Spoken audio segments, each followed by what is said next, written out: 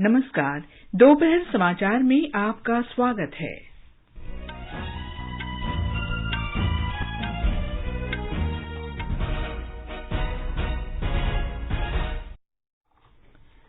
राज्यसभा की कार्यवाही पेट्रोलियम पदार्थों की कीमतों में वृद्धि के मुद्दे पर दिन भर के लिए स्थगित। सरकार ने कोविड से संबंधित दवाओं और उपकरणों पर जीएसटी 12% से घटाकर 5% किया। स्वास्थ्य मंत्री डॉक्टर मनसुख मांडविया ने नई दिल्ली में 33 एम्बुलेंस को रवाना किया। सूचना और प्रसारण मंत्री अनुराग सिंह ठाकुर ने नई दिल्ली से ब्रॉडकास्ट सेवा पोर्टल का शुभारंभ किया। बिहार विधान परिषद के स्थानीय निकाय कोटे की 24 सीटों के द्विवार्षिक चुनावों के लिए मतदान शांतिपूर्वक जारी। थलसेना अध्यक्ष जनरल मनोज मुकुंद नरवणे सिंगापुर में वहां के रक्षा मंत्री, सेना प्रमुख और अन्य वरिष्ठ गणमान्य व्यक्तियों से मुलाकात करेंगे। पाकिस्तान की सुप्रीम कोर्ट प्रधानमंत्री इमरान खान के भाग्य का फैसला करेगी। पाकिस्तान के मानवाधिकार आयोग और फेडरल यूनियन ऑफ जर्नलिस्ट ने अविश्वास प्रस्ताव खारिज करने की निंदा की। श्रीलंका में राजनीतिक उथल-पुथल के मद्देनजर लगाया गया 36 घंटे का कर्फ्यू हटाया गया। राष्ट्रपति और प्रधानमंत्री सरकार का भविष्य तय करने के लिए बैठक करेंगे। आईपीएल क्रिकेट में आज शाम 7:30 बजे सनराइजर्स हैदराबाद का सामना लखनऊ सुपर जायंट्स से होगा और भुवनेश्वर में FIH pro league hockey tournament के दूसरे मुकाबले में भारत ने इंग्लैंड को 4-3 से हराया।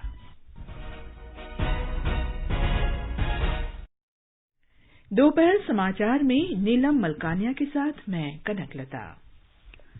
देश के 75वें स्वाधीनता दिवस समारोह के उपलक्ष्य में आजादी का अमृत महोत्सव के अंतर्गत सरकार अनेक गतिविधियों का आयोजन कर रही है।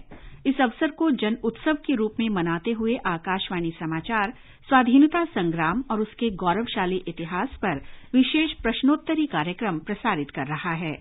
ये क्विज 15 अगस्त 2022 तक प्रत्येक सोमवार और मंगलवार को समाचार प्रभात में शामिल होगी। भारतीय डाक विभाग अमृत महोत्सव क्विज में आकाशवाणी के साथ सहयोगी के रूप में शामिल है। आज अमृत महोत्सव क्विज का 67वां प्रश्न। आज का प्रश्न है, महात्मा गांधी ने किस स्वतंत्रता सेनानी को उनके उत्साह और प्रतिबद्धता के लिए तूफानी बहन के नाम से संबोधित किया था? वे दिल्ली की बिरला मिल में मजदूरों की हड़ताल का आयोजन करने वाली पहली महिला भी थीं। श्रोता अपने उत्तर व्हाट्सएप नंबर 8826546262 पर भेज सकते हैं या हमें ईमेल कर सकते हैं amritmahotsav@prasarbharati.gov.in पर। एक भाग्यशाली प्रतिभागी को विजेता चुना जाएगा और कल के समाचार प्रभात में उनके नाम की घोषणा की जाएगी। विजेता को ई प्रमाण पत्र और पुरस्कार दिया जाएगा। और अब समाचार विस्तार से। राज्यसभा की कार्यवाही पेट्रोलियम पदार्थों के मूल्यों में वृद्धि के मुद्दे पर विपक्षी सदस्यों के हंगामे के कारण दिन भर के लिए स्थगित कर दी गई। पहले सदन के बाद 12 बजे सदन की बैठक शुरू होने पर कांग्रेस, तृणमूल कांग्रेस, वामदल और डीएमके पार्टी के सदस्य पेट्रोलियम पदार्थों के मूल्यों में वृद्धि का मुद्दा उठाते हुए सदन के बीचों बीच आ गए। हंगामे के बीच उपसभापति ने प्रश्नकाल चलाने का प्रयास किया, लेकिन हंगामा जारी रहा। इसके बाद सदन की कार्यवाही 2 बजे तक के लिए स्थगित कर दी गई। 2 बजे कार्यवाही शुरू होने पर भी विपक्षी सदस्यों का हंगामा जारी रहा, जिस वजह से सदन की कार्यवाही दिन भर के लिए स्थगित कर दी गई। इससे पहले आज सदन की बैठक शुरू होने पर सभापति एम वेंकैया नायडू ने कांग्रेस, तृणमूल कांग्रेस, वामदल और डीएमके पार्टी के सदस्यों के स्थगन प्रस्ताव के नोटिस को स्वीकार नहीं किया। उनका कहना था कि सदस्यों के पास वित्त विधेयक पर चर्चा के दौरान इस मुद्दे को उठाने का पर्याप्त अवसर था।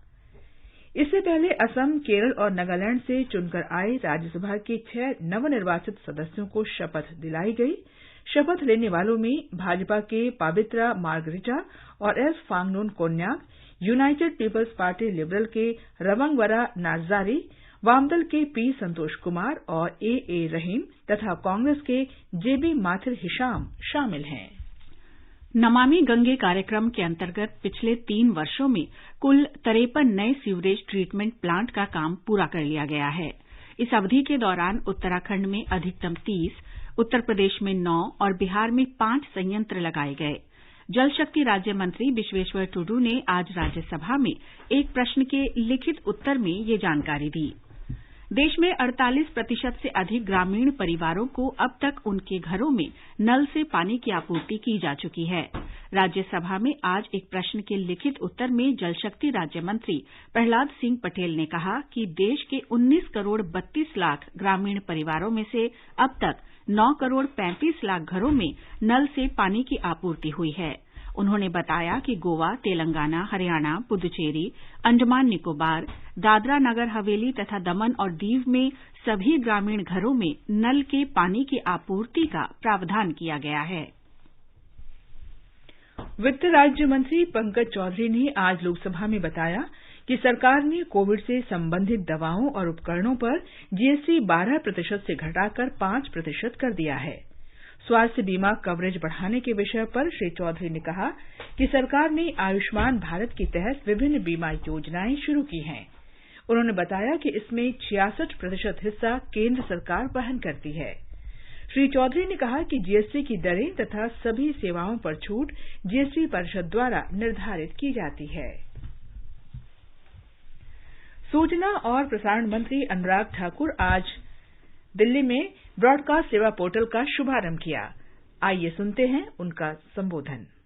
कहीं ना कहीं जो ईज ऑफ डूइंग बिजनेस की हम बात करते हैं, उसमें भी डिजिटल इंडिया की एक बहुत बड़ी भूमिका है।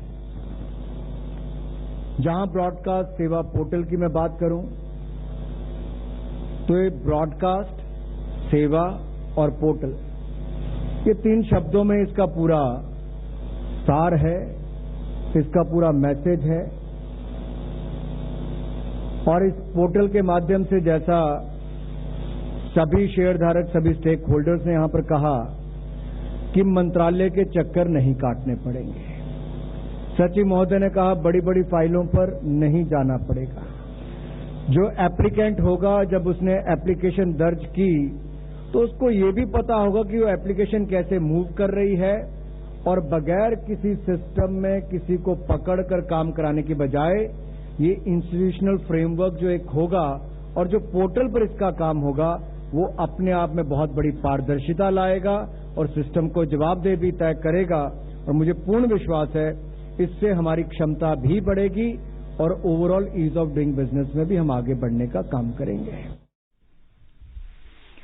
प्रधानमंत्री नरेंद्र मोदी के विभिन्न पहलों, जैसे व्यापार को सुगम बनाना, डिजिटल इंडिया और मेक इन इंडिया को ध्यान में रखते हुए पोर्टल की सुविधा प्रदान की जा रही है। ब्रॉडकास्ट सेवा पोर्टल सूचना और प्रसारण मंत्रालय के लाइसेंस, सभी पक्षों को आवश्यक अनुमति लेने के लिए प्रार्थना पत्र और पंजीकरण आदि के लिए एक ही स्थान पर सभी सुविधाएं प्रदान करेगा। ये समाचार हमारी वेबसाइट newsonair.com/hindi और हमारे mobile app news on AIR पर भी उपलब्ध हैं। सुनो ना, हाँ? सोच रहा हूँ अपना बिजनेस क्यों न बढ़ा लूं। तो रोका किसने है? हाँ? रोका तो किसी ने नहीं, पर समझ नहीं आ रहा कि मदद किससे मांगूं। मुझसे। तुमसे? तो अच्छा बताओ फिर। आकाशवाणी है ना, मैंने सुना है उसका नेटवर्क देश भर में फैला है। पर उससे मेरा क्या फायदा? देखो, फायदा है, जिस शहर में चाहो विज्ञापन की मदद से उपभोक्ताओं तक पहुंच जाओ। पर अब ये भी तो बता दो कि आकाशवाणी से संपर्क कैसे करूं? बहुत आसान है, मैं बताती हूँ। नंबर नोट करो, 870-001-4242। ओ, 870-001-4242। हाँ। लो अभी फोन लगाता हूँ 870-001-4242 पर।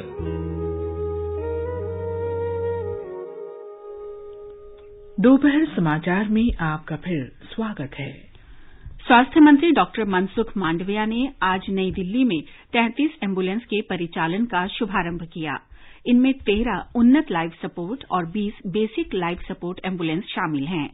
International federation of red cross और रेड क्रिसेंट सोसाइटीज द्वारा कोविड के लिए आवंटित धन के तहत एम्बुलेंस, मोबाइल हेल्थ यूनिट और मोबाइल ब्लड कनेक्शन वैन के लिए कुछ धनराशि निर्धारित कर दी गई थी।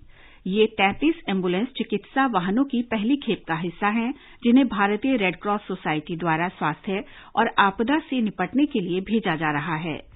इंडियन रेड क्रॉस सोसाइटी ने कोविड से निपटने में महत्वपूर्ण भूमिका निभाई है। राष्ट्रव्यापी टीकाकरण अभियान के अंतर्गत अब तक 184 करोड़ 70 लाख से ज्यादा कोविड रोधी टीके लगाए जा चुके हैं। स्वास्थ्य और परिवार कल्याण मंत्रालय ने बताया कि देश भर में कल 2,84,000 से ज्यादा टीके लगाए गए। इस दौरान करीब 1,300 मरीज स्वस्थ हुए। स्वस्थ होने की दर 98.76% है। उत्तर प्रदेश सरकार ने प्राथमिक और उच्च प्राथमिक विद्यालयों में 100% दाखिला सुनिश्चित करने के लिए स्कूल चलो अभियान शुरू किया। मुख्यमंत्री योगी आदित्यनाथ ने सबसे कम साक्षरता वाले जिले श्रावस्ती से इस अभियान की शुरुआत की।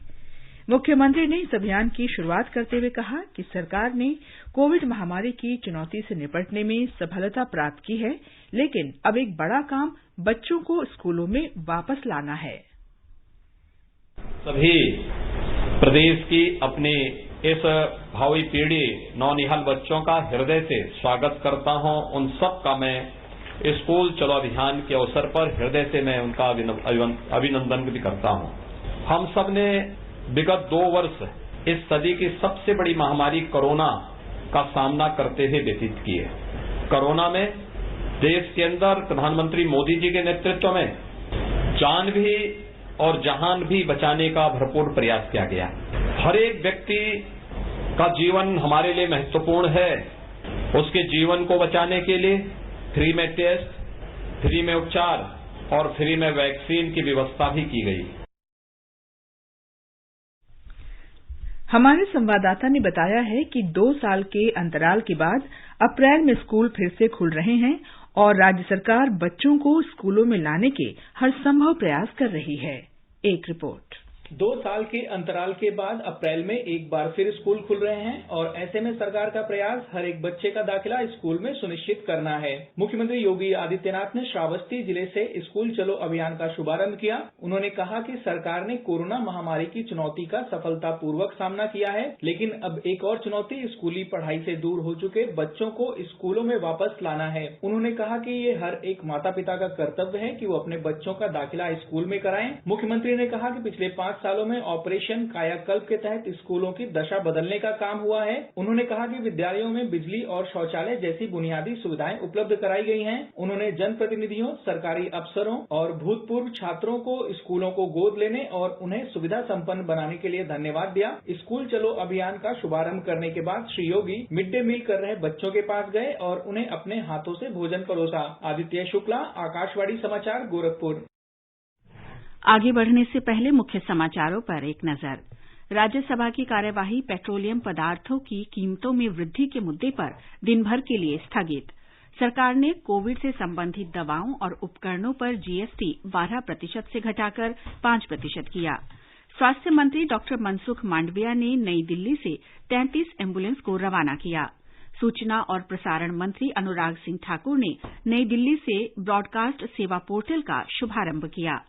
बिहार विधान परिषद के स्थानीय निकाय कोटे की 24 सीटों के द्विवार्षिक चुनावों के लिए मतदान शांतिपूर्वक जारी। थल सेनाध्यक्ष जनरल मनोज मुकुंद नरवणे सिंगापुर में वहां के रक्षा मंत्री, सेना प्रमुख और अन्य वरिष्ठ गणमान्य व्यक्तियों से मुलाकात करेंगे। पाकिस्तान की सुप्रीम कोर्ट प्रधानमंत्री इमरान खान के भाग्य का फैसला करेगी। पाकिस्तान के मानवाधिकार आयोग और फेडरल यूनियन ऑफ जर्नलिस्ट ने अविश्वास प्रस्ताव खारिज करने की निंदा की। श्रीलंका में राजनीतिक उथल पुथल के मद्देनजर लगाया गया 36 घंटे का कर्फ्यू हटाया गया। राष्ट्रपति और प्रधानमंत्री सरकार का भविष्य तय करने के लिए बैठक करेंगे। आईपीएल क्रिकेट में आज शाम 7:30 बजे सनराइजर्स हैदराबाद का सामना लखनऊ सुपर जायंट्स से होगा और भुवनेश्वर में FIH pro league hockey tournament के दूसरे मुकाबले में भारत ने इंग्लैंड को 4-3 से हराया। बिहार विधान परिषद की स्थानीय निकाय कोटे की 24 सीटों के द्विवार्षिक चुनावों के लिए मतदान शांतिपूर्वक जारी है। सुबह 8 बजे से शुरू हुआ मतदान शाम 4 बजे तक चलेगा। 24 सीटों के लिए 185 उम्मीदवार मैदान में हैं। इस चुनाव में 1,35,000 से अधिक मतदाता अपने मताधिकार का प्रयोग करेंगे। स्वतंत्र और निष्पक्ष मतदान के लिए 534 बूथ बनाए गए हैं। वोटों की गिनती 7 अप्रैल को होगी। महिला और बाल विकास मंत्रालय द्वारा मनाए जा रहे पोषण पखवाड़े का आज अंतिम दिन है। इस वर्ष पोषण पखवाड़े में 2 व्यापक क्षेत्रों पर जोर दिया गया है। एक रिपोर्ट। 8 मार्च 2018 को प्रधानमंत्री नरेंद्र मोदी द्वारा शुरू किया गया पोषण अभियान जन भागीदारी से एक लंबा सफर तय कर चुका है। पोषण अभियान अन्य मंत्रालयों के साथ मिलकर समग्र रूप से पोषण संबंधी परिणामों में सुधार करने का प्रयास कर रहा है। पोषण अभियान के वांछित लक्ष्यों को हासिल करने के लिए व्यक्तिगत और सामुदायिक स्तर पर व्यवहार परिवर्तन एक महत्वपूर्ण घटक है। आकाशवाणी पर मन की बात सहित विभिन्न अवसरों पर प्रधानमंत्री के आह्वान ने जन भागीदारी के माध्यम से पोषण से संबंधित मुद्दों पर समुदायों को संवेदनशील बनाने में मदद की है। महिला एवं बाल विकास मंत्रालय पोषण पखवाड़ा के दौरान गतिविधियों के समन्वय के लिए नोडल मंत्रालय है। राज्यों और केंद्र शासित प्रदेशों में महिला एवं बाल विकास विभाग और समाज कल्याण विभाग पोषण पखवाड़ा के लिए नोडल विभाग हैं। सुपर्णा साइकिया के साथ अनुपम मिश्र, आकाशवाणी समाचार, दिल्ली। सेनाध्यक्ष जनरल मनोज मुकुंद नरवणे 3 दिन की यात्रा पर सिंगापुर रवाना हुए। उनकी यात्रा का उद्देश्य भारत और सिंगापुर के बीच रक्षा संबंधों को और मजबूती प्रदान करना है। जनरल नरवणे आज क्रांति युद्ध स्मारक पर पुष्प चक्र अर्पित करेंगे। वे सिंगापुर के रक्षा मंत्री, सेनाध्यक्ष और अन्य वरिष्ठ अधिकारियों से मुलाकात करेंगे तथा भारत सिंगापुर रक्षा संबंधों को बढ़ाने के उपायों पर चर्चा करेंगे। जनरल नरवणे सिंगापुर के चांगी नेवल बेस और अन्य सैन्य केंद्रों का भी दौरा करेंगे। आकाशवाणी समाचार की विशेष प्रस्तुति धरोहर में स्वतंत्रता आंदोलन के उन भाषणों, नारों और कविताओं से नई पीढ़ी को परिचित करवाया जाता है जिन्होंने आजादी के दीवानों में उत्साह का संचार किया था।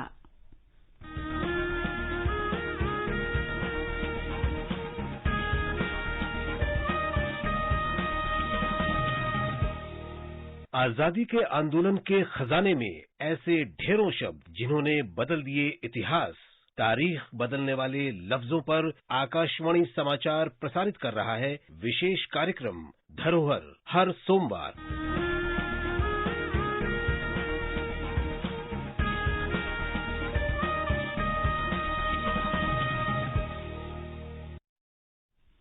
आजादी का अमृत महोत्सव के अंतर्गत आइए अब सुनते हैं आकाशवाणी की विशेष प्रस्तुति आजादी का सफर। आजादी का अमृत महोत्सव।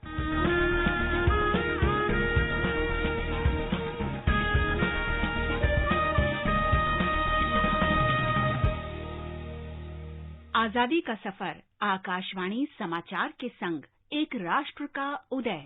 भारत का गौरवशाली स्वतंत्रता संग्राम आधुनिक विश्व में घटित महानतम संघर्षों में से एक है और आकाशवाणी समाचार इस स्वतंत्रता आंदोलन की एक झलक आप तक पहुंचा रहा है हर रोज।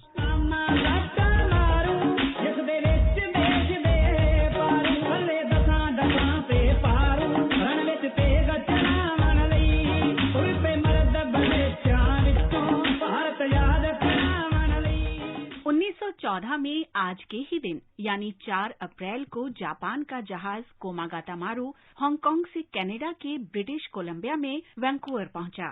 कोमागातामारू की घटना एक दुखद और निंदनीय घटना के रूप में याद की जाती है क्योंकि 20वीं सदी की शुरुआत में ये उन असंख्य घटनाओं में से एक थी जिसमें कनाडा और अमेरिका में एशियाई मूल के प्रवासियों को निकालने के लिए निष्कासन कानूनों का उपयोग किया जाता था।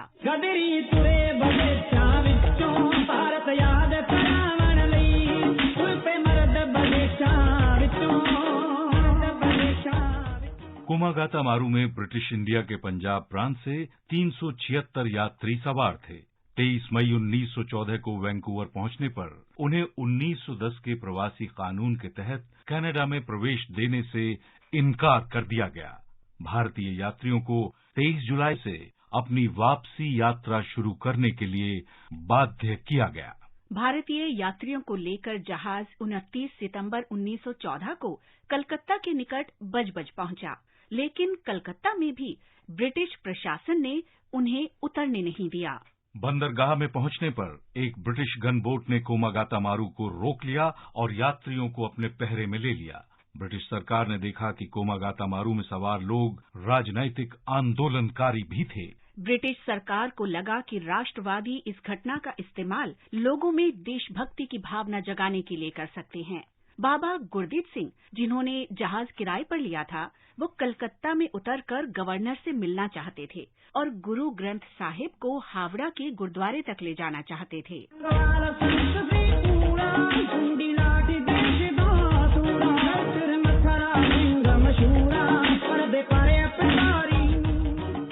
इसे लेकर पुलिस और उनके बीच तेज बहस हुई। अफवाह फैल गई कि गुरदीप सिंह को गिरफ्तार कर लिया गया, जिसका परिणाम पुलिस और आम लोगों के बीच संघर्ष में हुआ। पुलिस ने लगभग 177 राउंड गोलियां चलाईं, जिसमें 20 से 26 लोग मारे गए और कई वहां से भागने को मजबूर हो गए। अनेक लोगों को गिरफ्तार कर जेल भेज दिया गया या उन्हें उनके गांव भेजकर पहले विश्व युद्ध की अवधि के दौरान नजरबंद रखा गया।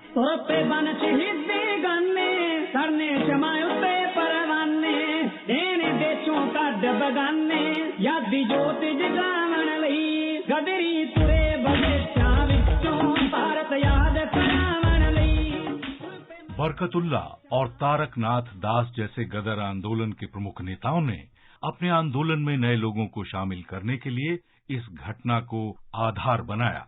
सन 1952 में प्रधानमंत्री जवाहरलाल नेहरू ने कोमागाता मारू के शहीदों के लिए पश्चिम बंगाल में बजबज के निकट एक स्मारक का उद्घाटन किया। इन महान शहीदों को कृतज्ञ देशवासियों का शत शत नमन।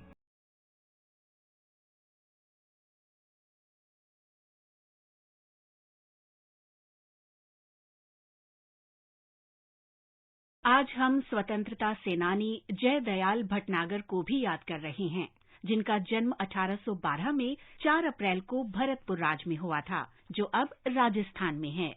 मेहराब खान के साथ मिलकर जयदयाल ने 1857 में कोटा के शासक और कोटा में अंग्रेजों के खिलाफ आजादी की पहली लड़ाई का संगठन और नेतृत्व किया। उन्होंने ब्रिटिश सरकार के विरुद्ध कार्रवाई का संचालन किया। वो 15 अक्टूबर को कोटा के एजेंसी हाउस पर हमले के लिए आंदोलनकारियों को प्रेरित करने वालों में शामिल थे।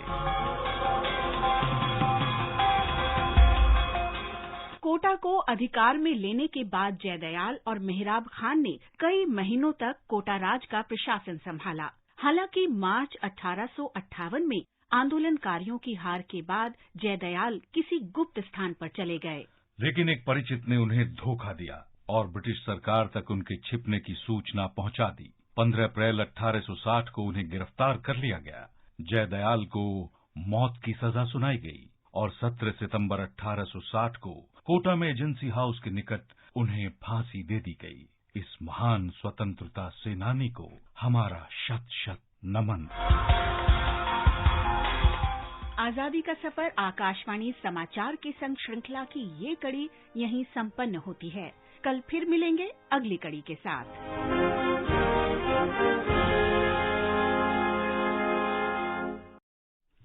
ये समाचार आकाशवाणी से प्रसारित किए जा रहे हैं। ताजा समाचार जानने के लिए आप हमारे Twitter handle @AIR News Hindi को फॉलो कर सकते हैं। क्या आप कॉम्पिटिटिव एग्जाम की तैयारी कर रहे हैं? ऑल इंडिया रेडियो के नए प्रोग्राम अभ्यास में हमारे विशेषज्ञ आपके सवालों का देंगे जवाब। शनिवार रात 9:30 बजे FM गोल्ड पर। इस बार का विषय है इंडियन पॉलिटी एंड कॉन्स्टिट्यूशन। आप इससे जुड़े सवाल व्हाट्सएप करें 9289094044 पर या सवाल ईमेल भी कर सकते हैं abhyas.airnews@gmail.com पर। भारतीय संविधान और राजनीति विषय पर आपके प्रश्न हमें 5 अप्रैल तक मिल जाने चाहिए। आपका अभ्यास हमारा प्रयास। ये आकाशवाणी है। श्रीलंका में जारी राजनीतिक उथल-पुथल के मद्देनजर शनिवार को लगाया गया देशव्यापी कर्फ्यू आज हटा लिया गया है। रेल सेवाओं के अलावा श्रीलंका परिवहन बोर्ड के तहत चलने वाली और निजी बस सेवाएं सुबह 6 बजे से फिर से शुरू हो गई हैं। श्रीलंका इस समय अभूतपूर्व आर्थिक संकट का सामना कर रहा है। सरकार की नीतियों के विरोध के मद्देनजर श्रीलंका के सभी मंत्रियों ने कल रात सामूहिक इस्तीफा दे दिया। अब केवल प्रधानमंत्री महिंदा राजपक्से ही काम कर रहे हैं। राष्ट्रपति गोताबाया राजपक्से और प्रधानमंत्री आज सरकार के भविष्य का फैसला करेंगे। पाकिस्तान में राजनीतिक उथल-पुथल के बीच सुप्रीम कोर्ट आज संकट में घिरे प्रधानमंत्री इमरान खान के भाग्य का फैसला कर सकती है। श्री खान को पिछले कुछ दिनों से प्रधानमंत्री पद से हटाने के प्रयास किए जा रहे हैं, लेकिन उनकी पार्टी पाकिस्तान तहरीक-ए-इंसाफ के सदस्यों ने कल प्रधानमंत्री के खिलाफ अविश्वास प्रस्ताव को खारिज कर संसद को भंग कर दिया था। विपक्षी दलों के नेताओं ने सुप्रीम कोर्ट में याचिका दायर कर अविश्वास प्रस्ताव के खिलाफ मतदान रोकने को असंवैधानिक करार दिया है, जिस पर सुप्रीम कोर्ट आज फैसला सुना सकती है। Pakistan federal union of journalist और पाकिस्तान मानवाधिकार आयोग ने कल नेशनल असेंबली में इमरान खान के खिलाफ अविश्वास प्रस्ताव खारिज किए जाने की निंदा की है। अफगानिस्तान में तालिबान ने नशीले पदार्थों की खेती पर प्रतिबंध लगा दिया है। कल जारी एक आदेश में नशीले पदार्थों के इस्तेमाल और उसके लाने ले जाने पर भी रोक लगा दी गई है। अफगानिस्तान अफीम पैदा करने वाला दुनिया का सबसे बड़ा देश है।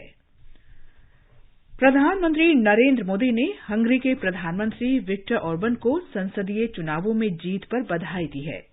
एक ट्वीट में श्री मोदी ने कहा कि वे भारत और हंगरी के बीच घनिष्ठ तथा मैत्रीपूर्ण संबंधों को और मजबूत करने के लिए श्री ऑर्बन के साथ काम करना जारी रखेंगे।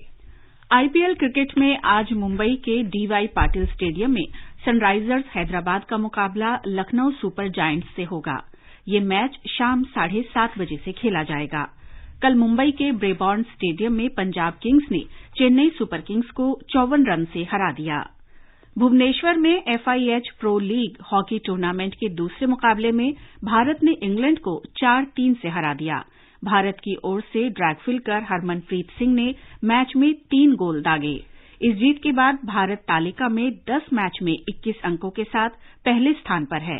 भारत का अगला मुकाबला 14 और 15 अप्रैल को जर्मनी की टीम से होगा। राजस्थान में आज गणगौर का पर्व पारंपरिक श्रद्धा और उल्लास के साथ मनाया जा रहा है। महिलाएं घरों और मंदिरों में ईसर गौर यानी भगवान शिव और पार्वती की पूजा कर सुख समृद्धि की प्रार्थना कर रही हैं। एक रिपोर्ट।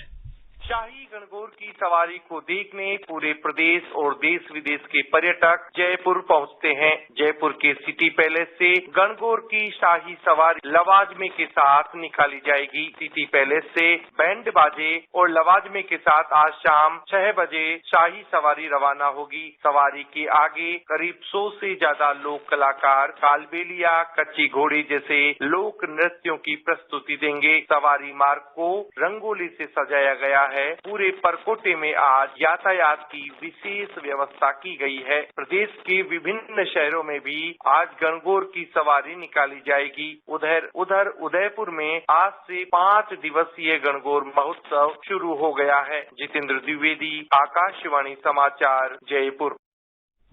और अब एक नजर आज के मौसम पर। राष्ट्रीय राजधानी दिल्ली में आज तेज हवाएं चलने की संभावना है।